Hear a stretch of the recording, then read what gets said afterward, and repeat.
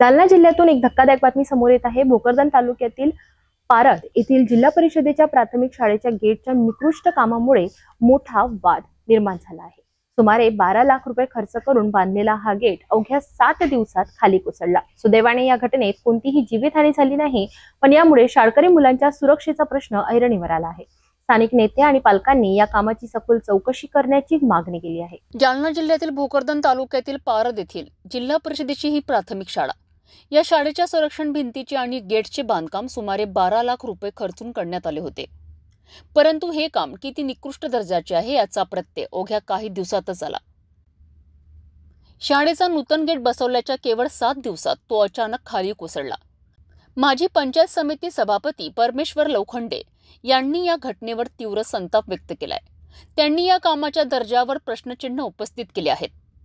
लोखंडे यांनी तात्काळ चांगल्या दर्जाचा स्लायडिंग गेट बसवण्याची मागणी केली आहे, अन्यथा योग्य तो मार्ग अवलंबणार असल्याचा इशाराही त्यांनी दिला आहे। शालेय समितीचे अध्यक्ष विनोद लोखंडे यांनी या घटनेवर प्रतिक्रिया दिली आहे। मी शालेय समिती अध्यक्ष विनोद लोखंडे, या गेटचं आता 8-10 दिवस अगोदर बसवण्यात आलं होतं। हे गेट त्या कॉन्ट्रॅक्टराच्या कारागिरानं काम चांगलं नाही केलं, त्याच्यामुळे हे गेट पडलं। आज कोणाची तरी जर सर नसते तर कोणाच्या तरी लेकराच्या जीविता धोका झाला असता। त्या कारागिरानं इथं येऊन त्याचं ताबडतोब चांगलं काम करून द्यावं।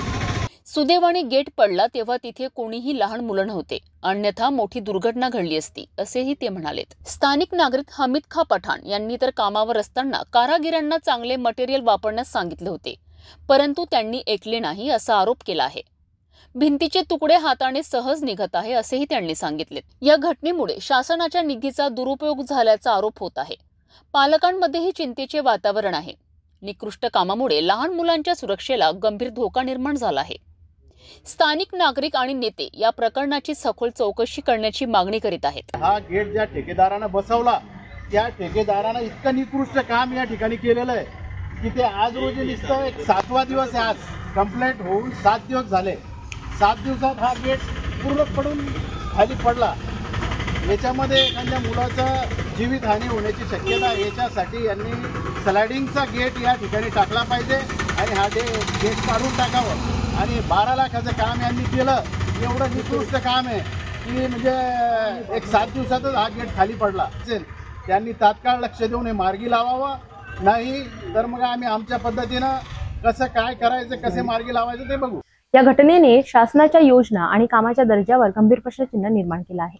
लहान मुलांच्या सुरक्षेशी खेळणाऱ्या या ठेकेदारावर आणि संबंधित अधिकाऱ्यांवर कारवाई होणार का हे पाहणं महत्त्वाचं ठरेल।